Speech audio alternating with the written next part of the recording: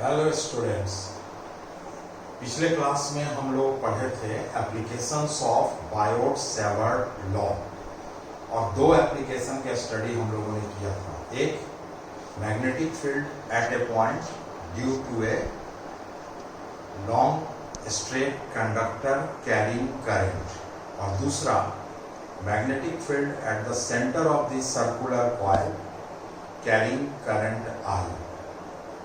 आज हम लोग एक नए लॉ को पढ़ेंगे और उस लॉ का नाम है एम्पियर्स सर्क्यूटल लॉ और इसके एप्लीकेशन को पढ़ेंगे। एम्पियर्स सर्क्यूटल लॉ की मदद से अगर किसी सॉलिनॉइड में एक करंट फ्लो कर रहा है तो उसके चलते मैग्नेटिक फील्ड कितना जनरेट होगा, और एक टोरॉइड में अगर करंट फ्लो कराया जाए, टोरॉइड क्या होता है बताएंगे, तो उसके चलते मैग्नेटिक फील्ड क्या होता है। और ये दोनों ही एप्लीकेशन है amperes circuital law. Amperes circuital law जो है वह magnetic effect of electric current chapter का एक इम्पॉर्टेंट टॉपिक है। इसके और भी कई एप्लीकेशन हैं, लेकिन सिलेबस के अनुसार हम लोगों को दो एप्लीकेशन पढ़ना है, जो कि ऑनर्स में भी है CC3 पेपर में और GE में भी है GE2 पेपर में। इसलिए दोनों के लिए यह कॉमन टॉपिक है। तो कोई भी लॉ होता है तो उसका पहले हम स्टेटमेंट जानते हैं। तो एम्पियर्स सर्क्यूटल लॉ का स्टेटमेंट क्या है कि amperes circuital law states that the line integral of magnetic field, जिसको वेक्टर B से हम रिप्रेजेंट करते हैं, around any closed path, यहाँ closed path या कहें सर्किट का इंपॉर्टेंट है, closed path होना चाहिए या सर्किट जो भी हो, is equal to mu naught times the total current I passing through the infinitely long straight wire or conductor, where what is mu naught? Mu naught is absolute permeability of free space। और line integral of magnetic field क्या होता है, इसका use पहले भी हो चुका है। यह होता है integral over closed path vector B dot vector dl। इसे कहते हैं line integral of magnetic field. यह बराबर होता है mu naught into I, where what is I? I is the current flowing through the infinitely long conductor. इस statement को Ampere नामक साइंटिस्ट ने दिया था, जो कि बहुत फेमस साइंटिस्ट थे, और एक क्लोज्ड पाथ या सर्किट के लिए, इसीलिए इसका नाम पड़ गया एम्पियर सर्क्यूटल लॉ। इस लॉ का स्टेटमेंट तो लिखा हुआ है, जिसको हमने नरेट भी किया। तो इस लॉ को मैथमेटिकली हम लोग इस प्रकार से रिप्रेजेंट करते हैं। Line integral of magnetic field over a closed path और circuit is represented as integral over closed path vector B dot vector dl and this is equal to mu naught I. इसी को हमको proof करना है, और ये statement ampere का है क्लोज्ड पाथ या सर्किट के लिए, इसलिए एम्पियर सर्क्यूटल लॉ इसका नाम पड़ेगा। अब कोई भी लॉ है तो उसका प्रूफ हमको चाहिए, तो प्रूफ अब हम इसका करने जा रहे हैं। जो स्टेटमेंट हमने कहा लिखा, उसका प्रूफ। इसके लिए ये वाला फिगर है। यह फिगर कैसा है, इसी को मान लो ये है हमारा infinitely long straight conductor carrying current आई। ये जो प्लेन देख रहे हो, उस प्लेन को यह रिप्रेजेंट करता है, यह कार्डबोर्ड रिप्रेजेंट कर रहा है इस प्लेन को। अब करंट इसमें फ्लो कर रहा है, ये x लिया, ये y लिया, तो x से y की ओर करंट फ्लो कर रहा है। तो इसमें राइट हैंड थंब रूल हम लगाएं। राइट हैंड थंब रूल ऐसा होगा, ये वाला करंट की दिशा में अगर हमारा थंब हो तो rotation of the rest finger gives the direction of magnetic field lines. यानी कि इस प्लेन पर, यह एक इमेजिनरी प्लेन है, it is not a real plane. इस प्लेन पर जो मैग्नेटिक फील्ड लाइंस होगा उसका कैसा होगा, इस तरह से होंगे, कंसेंट्रिक सर्कुलर पाथ, जिसका सेंटर होगा ऑन द कंडक्टर। ऐसे ये एक मैग्नेटिक फील्ड लाइंस का हमने एक लिया है कंसेंट्रिक सर्किल। ऐसे ऐसे बहुत सारे सर्किल होंगे, मतलब इस मॉडल में अगर हम देखें तो ये हो गया, ये हो गया, ये हो गया एंड सो ऑन। और इसका मैग्नेटिक फील्ड लाइंस का डायरेक्शन क्या होगा, इस तरह से। यानी कि ये क्या सा डायरेक्शन है, anti clockwise, anti clockwise magnetic field lines होंगे। और इस करंट के फ्लो के चलते इसके हर एक पॉइंट पर मैग्नेटिक फील्ड होगा। अब इस सर्कुलर पाथ का कोई भी एक पॉइंट P ले लिया और उसके बहुत ही नजदीक दूसरा पॉइंट Q ले लिया। इस प्लेन पर देखो, ये जो दिख रहा है ना, ये यही प्लेन यहाँ पर है, ये कंडक्टर है, ये X है, ये Y है, ये मैग्नेटिक फील्ड लाइंस है एंटी क्लॉकवाइज में।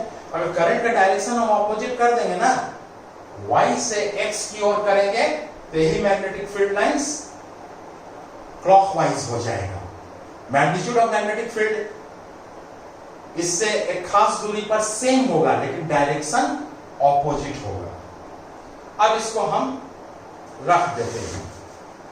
अब यहां से हम फिगर से हम रिप्रेजेंट करते हैं, इस लॉ को प्रूफ करने जा रहे हैं। तो इस मैग्नेटिक फील्ड लाइंस पर, यह भी एक इमेजिनरी लाइन है, नॉट ए रियल लाइन। कोई पॉइंट P ले लिया, P का O से डिस्टेंस मान लिया स्मॉल r है। यानी कि इस मैग्नेटिक फील्ड लाइंस का जो हमने सर्कुलर पाथ लिया है, इमेजिनरी लाइन, उसका रेडियस r है। Q एक दूसरा पॉइंट लिया, P और Q एक दूसरे के काफी करीब हैं, जहां वेक्टर PQ बराबर वेक्टर dl है। तो एज पर right hand thumb rule, P पर मैग्नेटिक फील्ड का डायरेक्शन क्या होगा, किस तरह से होगा, ऐसे होगा। यहां पर एक टेंजेंट का कल्पना करो, तो टेंजेंट के अलोंग मैग्नेटिक फील्ड का डायरेक्शन होगा। और वेक्टर dl भी इसी तरह से है, PQ बराबर वेक्टर dl, तो vector B and vector dl both are along the same direction, इसलिए दोनों के बीच का एंगल क्या होगा, 0 डिग्री। अब इतनी सारी बातों को यहां पर नोट के रूप में लिखा हुआ है प्रूफ में। अब इसको हम पढ़ते हैं। Let x y, what is this, long straight conductor. I current flow from X to Y. R, radius of the circular path. O is the middle point of circular path. This circular path represents the magnetic field lines, or you can say magnetic lines of force. Vector PQ equal to vector dl. Vector PQ equal to vector dl. What is this? A small element of circular path. Vector B, a strength of magnetic field at P due to magnetic effect of electric current. ये electric current का magnetic field के चलते magnetic field का strength या कहो magnitude हम क्या ले रहे हैं, वेक्टर B। अब according to right hand thumb rule, जिसका डिस्कस हम लोग बायट-सैवर्ट लॉ में किए थे, मतलब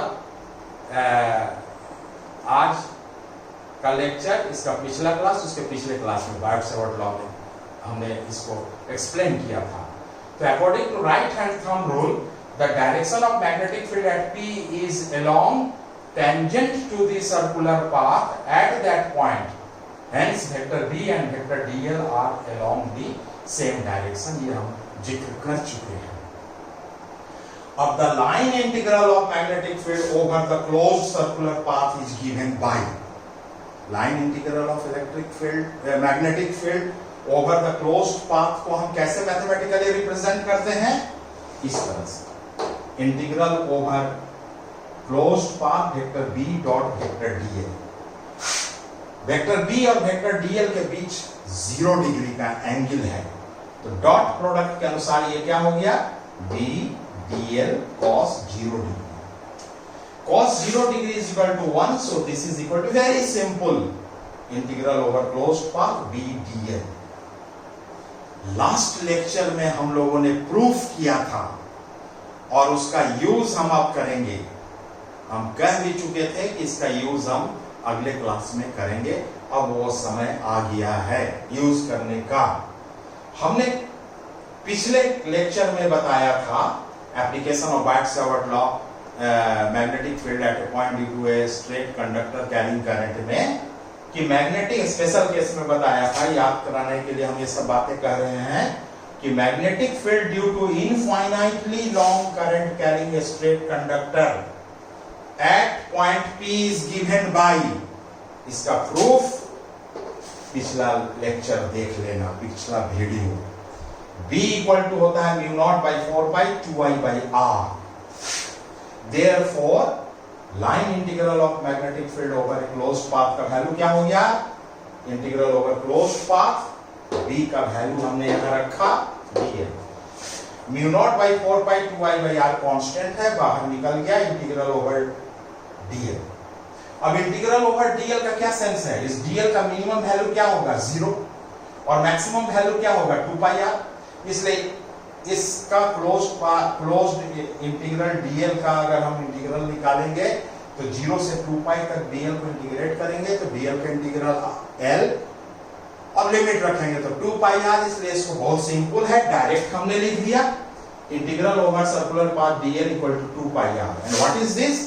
the circumference of the circular path of radius r।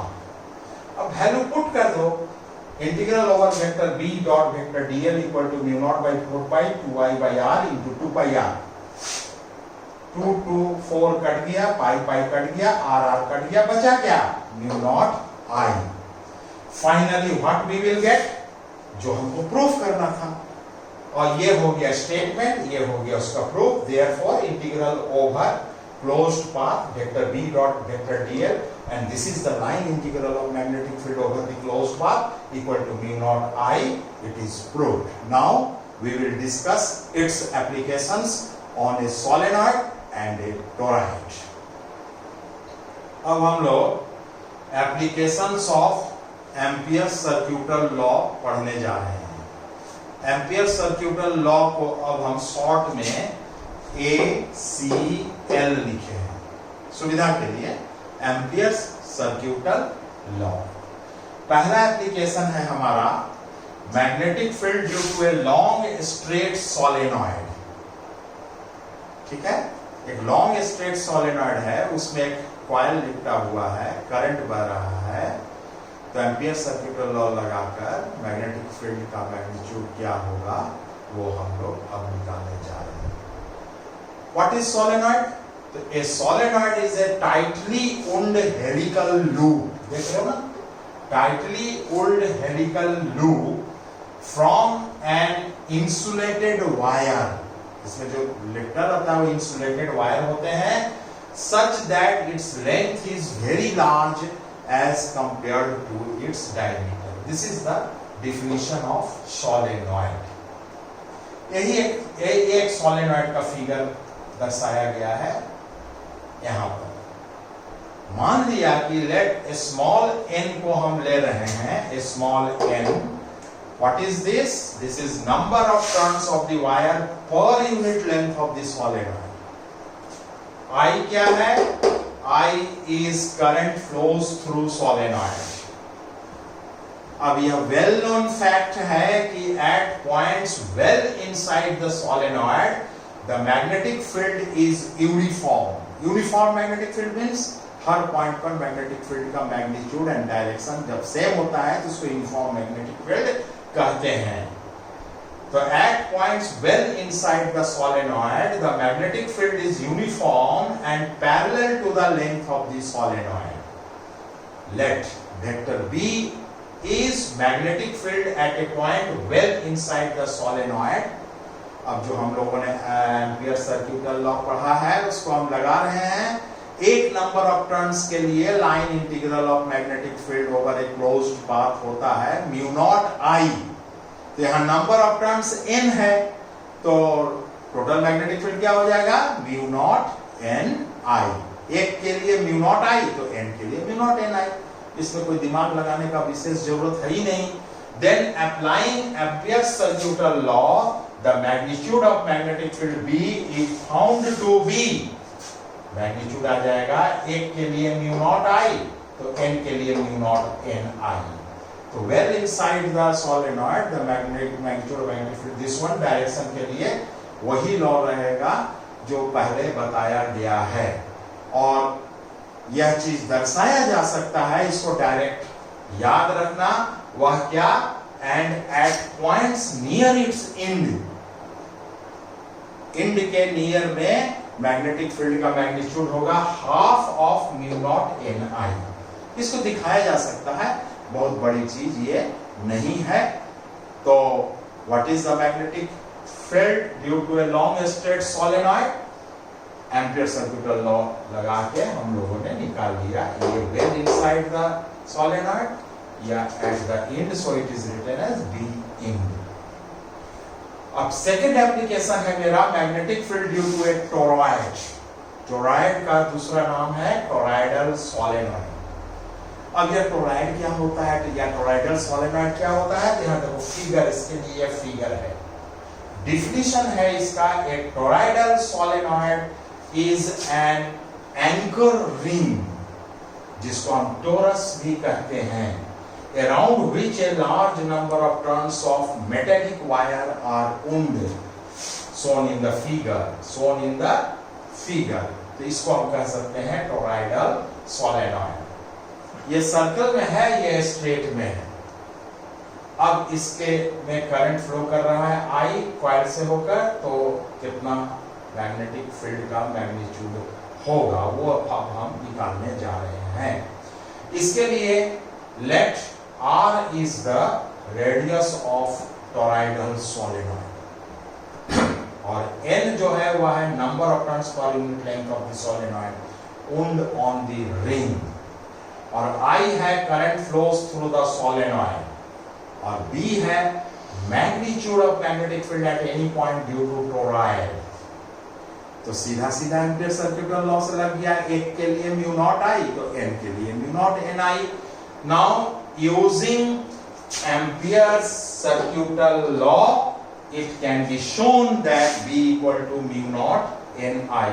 वही फॉर्मूला आया जो कि एक सोलेनॉइड के लिए आता है. और इससे एक चीज क्लियर हो रहा है, वह क्या? यहाँ पर देखो कोई भी r का टर्म नहीं आएगा रेडियस का, तो हम कह सकते हैं ऑब्जेक्टिव सवाल के लिए that is magnitude of magnetic field does not depend upon the radius of the ring over which the wire is wound. Radius पर डिपेंड नहीं करता है. This is all about our Ampere circuital law and its applications.